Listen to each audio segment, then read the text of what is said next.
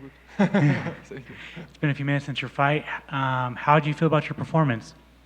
Пару минут прошло после боя. Как ты чувствуешь себя по поводу твоего выступления? Всегда хорошо побеждать, всегда после побед чувствуешь себя хорошо. На самом деле, я рад, что работа, которая была проделана в этом лагере, была проделана не зря.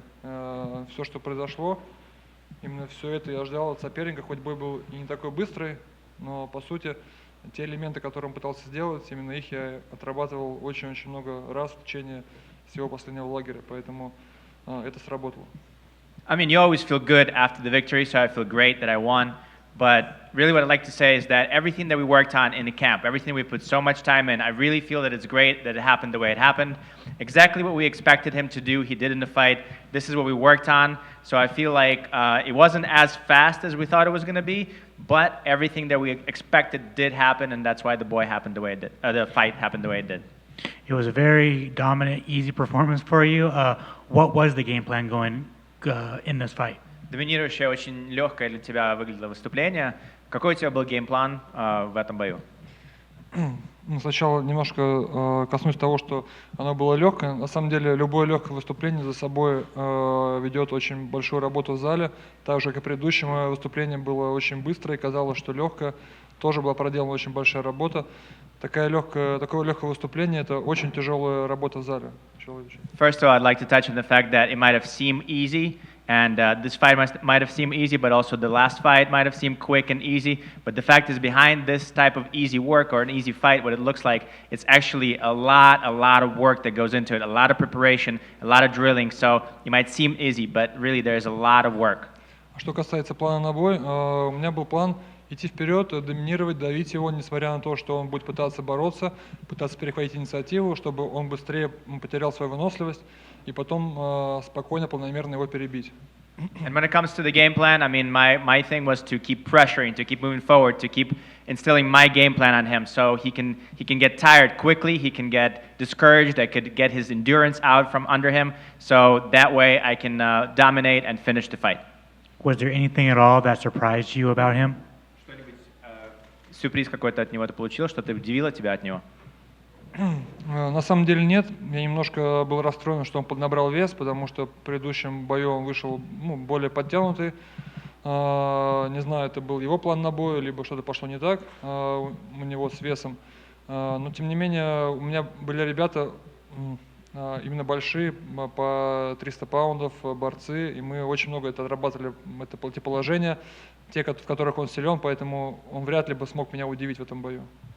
The only thing that I was kind of actually disappointed in is that he got a little more weight on him this time around. It looked like last fight he was a little more trim, and so I'm not sure if it's something that went wrong in his preparation, maybe in his camp with the weight. But in my camp, with the way we were practicing, is I had really large wrestlers, like 300-pound guys that we were wrestling with. So we worked on all of the positions that he was going to bring to us, and really nothing he could have done would surprise me in this fight.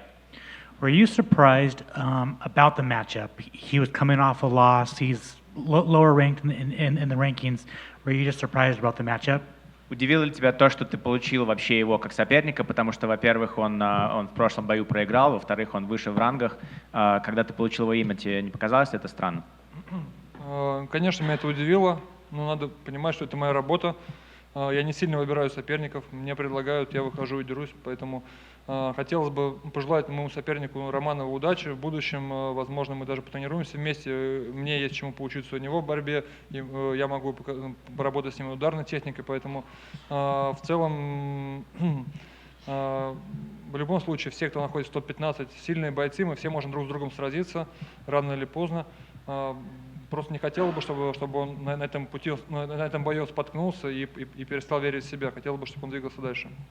Yeah, I was a bit surprised, but really I don't choose my fights. I fight whoever UFC gives me, and I wish him good luck. I think he's a great guy. I think that we could actually even work together in the future. There's lots of things that I can take from him when it comes to wrestling. I'm sure I can work on his striking with him. And really, everybody who's in top 15 is all worthy opponents. We can all learn something from each other, and we can all face each other in the future. So my biggest thing is that I hope that this second loss to him is not going to be too much of a roadblock for him, that he's not going to stop believing in himself, and he's going to continue going forward and keep moving forward. With that being said, you've just about faced everybody in the top 10. For your next opponent, With Sergey and Curtis being matched up, does a fight with Tai Tuivasa interest you? Ты практически уже со всеми сразился в топ-десяточке. Теперь у нас есть бой, который Павлович против Блейдза. И поскольку они уже заняты, может быть, у тебя есть интерес сразиться с Туивасой? Конечно, я не против сразиться с Туивасой. Единственный минус в том, что он имеет уже несколько поражений подряд, я не помню сколько точно, 2, по-моему, точно. Вот, и это может немножко обесценить мою победу, если она будет в будущем. Поэтому в любом случае, если предложит бой, я буду рад подраться с Туивасой тоже. Но все-таки хотелось бы, может быть, попробовать реваншироваться с кем-то, с кем я дрался до этого. Возможно, это был бы Ган или еще кто-то. Yeah, I mean, I wouldn't mind fighting him. It's just that it seems as though he's on a bit of a losing streak. I don't remember how many times he lost exactly. I think 2 at least. So I'm worried that my victory over him, if it happens, is going to weigh a little less or be a little kind of undermined a little bit because he's on a losing streak. So yeah, I don't mind if they'll give me him to fight, but really I'd like to maybe possibly revenge somebody that I lost to. So for instance, my rematch with Gane would be interesting. Would a rematch with Derek Lewis interest you, or is that kind of the same thing with Tai Tuivasa, where he's on a bit of a losing streak? Yes, I will speak Russian, it's easy. По поводу Льюиса, такая же ситуация. Он проиграл подряд ребятам, с кем я тренировался, это Спивак и Павлович. То есть это те ребята, кто находится со мной, находились со мной в лагере.